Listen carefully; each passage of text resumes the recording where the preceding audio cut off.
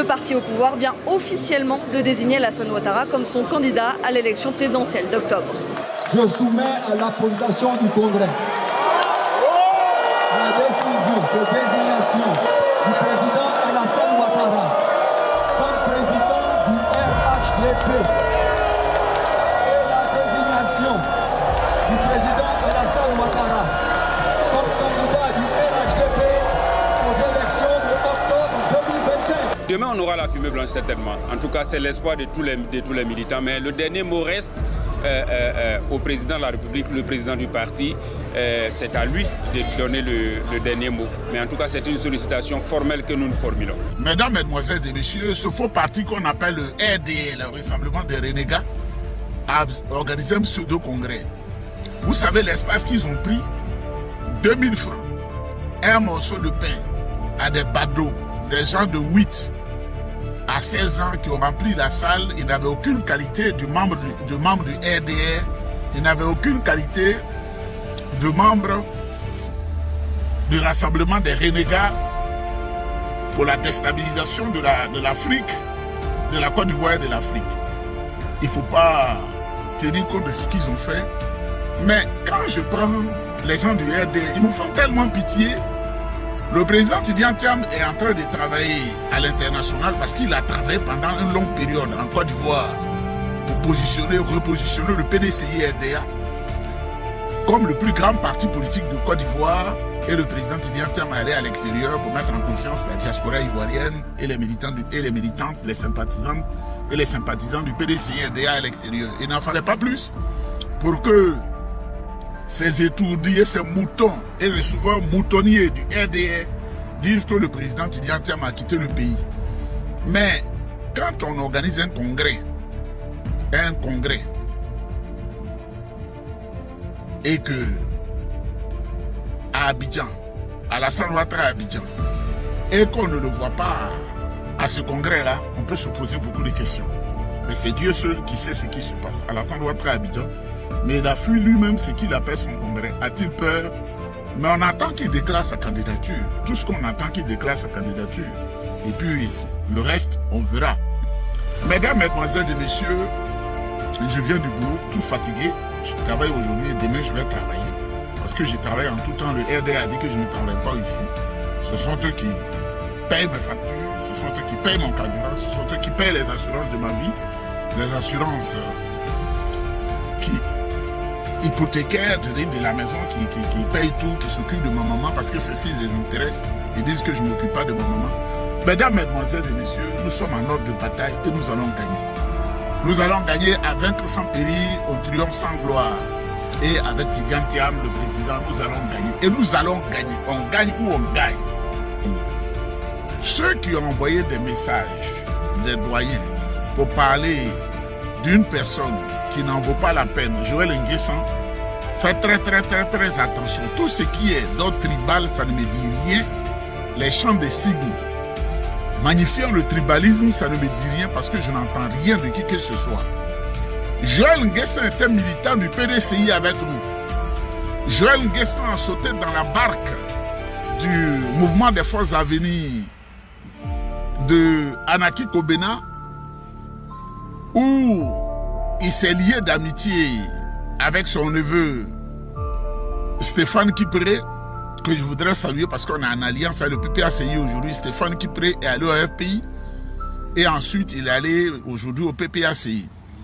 Comme c'est des gens instables émotionnellement et moralement, Joël Nguessan du PDCI, je disais, il est allé au PPA, il est allé au MFA et ensuite il a atterri au RDR et aujourd'hui on le voit au RHDP où il a vilipendé tous les Ivoiriens dignes de nom, et les a vilipendés. On l'a vu à la Cour pénale internationale en train de témoigner contre le président Laurent Gbagbo en disant des insanités, des âneries.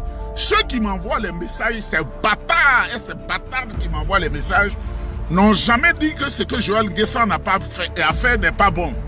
Un président régulièrement élu à qui on conteste son pouvoir, le président Laurent Gbagbo, et qu'on déporte à la Cour pénale internationale, ta mère, toi qui es vieux, qui a 74 ans, qui me dit de parler de choses, je voulais dire ton nom pour te mépriser, pour dire que moi, Dieu m'a placé à un niveau où je suis tellement bien. Je ne voudrais pas trop insulter pour que le cœur de Dieu ne se décourage pas, mais ne le fais plus jamais parce que quand je le dis, je suis prêt à balancer ton nom et à t'insulter comme Johnny Pacheco le fait. Parce que la plupart des éditions que fait mon jeune frère Johnny Pacheco, je donne ma caution, j'allais faire la même chose, mais il y a des gens qui m'ont dit non, laisse Johnny agir, ne fais pas la même chose. Ne m'envoyez pas les messages concernant Joël Nguessan. Un homme qui est déformé physiquement, je ne l'aime pas, qui ne peut pas marcher, qui ne peut pas tenir sur ses pieds, un homme qui est comme un serpent. Est-ce que vous voyez, moi je ne serai jamais comme ça. Parce que la vie, il y a des codes qu'il faut suivre pour ne pas être comme ça. Il y a des codes secrets qu'il faut suivre pour ne pas être comme ça. Je vous invite à aller en Israël pour embrasser ces codes secrets-là, pour que ces codes secrets-là vous influencent. Moi-même, Joël Nguessan, qui a mangé au RHDP, quand tu manges dans une assiette, il ne faut pas cracher dedans. Il a craché dans le PDCI-RDA. Il a craché dans le FPI. Il a craché dans le MFA. Et il est devenu ministre de la République. Aujourd'hui, il crache dans le RDA, il crache dans le RHDP. Quand tu es comme ça, je ne t'aime pas sur tous les plans. Donc, je ne parle pas d'un homme comme ça. Moi-même, je voudrais encourager les dirigeants du RDA à lui donner 20 ans de prison. Comme ça, ses cannes vont le soutenir, ses machettes vont le soutenir, ses béquilles vont le soutenir dans la prison. Il va manger le benzin. Gloire à Dieu qu'il soit en prison. Gloire à Dieu qu'il soit en prison. Gloire à Dieu qu'il soit en prison. Gloire à Dieu qu'il soit en prison. Je vais d'ailleurs appeler un grand responsable du RDA qui était un ami à l'université. Il est au RDA, mais bon, chacun a son choix. Lui aussi, il était au PDCI, nous, il est allé là-bas. Je vais lui dire, Joël Nguessan, il mérite de faire 20 ans de prison. Une chose. Deuxième chose, Zasso Dagourou. Moi, j'avais pris sur moi de dire des conseils, de donner des conseils à Zasso. J'avais son numéro et il le sait très bien. Je lui donnais des conseils. Il y a des comportements qu'il ne faut pas avoir.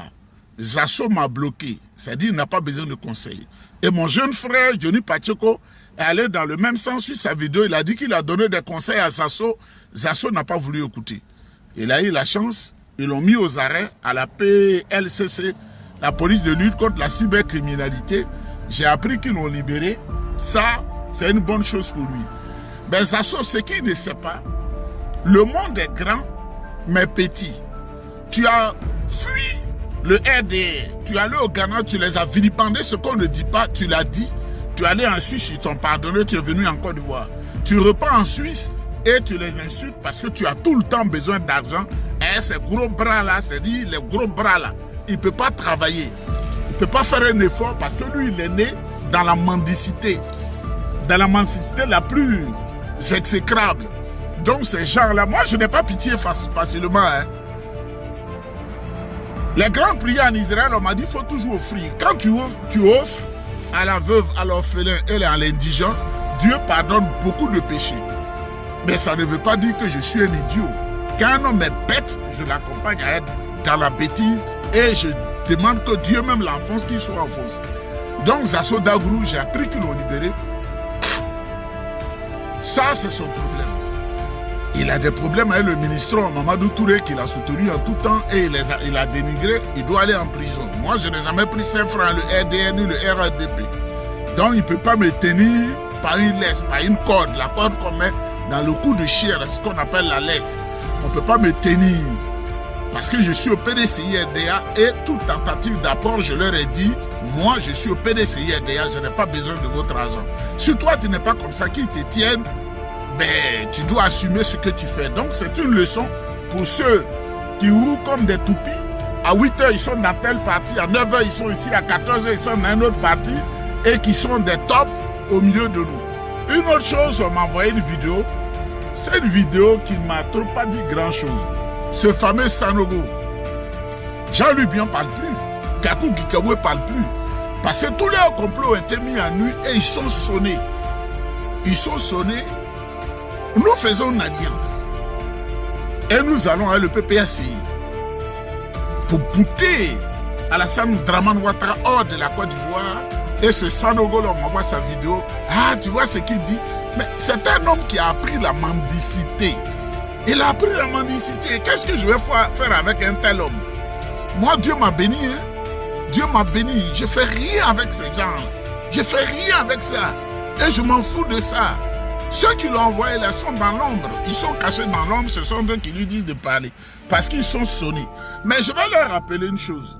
Il n'y a pas de fausse alliance en politique. Ça dépend des objectifs qu'on se fixe. Et nous faisons confiance au président Tidiane Thiam. Nous faisons confiance à la haute direction du PDCI-RDA qui nous amène à bon port et nous allons prendre le pouvoir.